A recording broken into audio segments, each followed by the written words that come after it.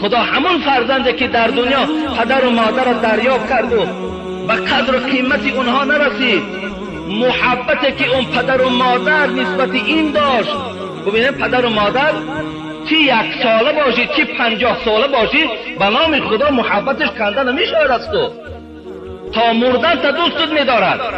اگرچه امروز ما محبتی پدر و مادر را عوض کردیم به محبتی زن و فرزند هامان. حضرت جبرائیل گفتن خدا این گونه فرزند از رحمتش دور گرداند. بگو آمین. پیغمبر ما آمین گفتند. جوانای عزیز، حبیب خدا میگوید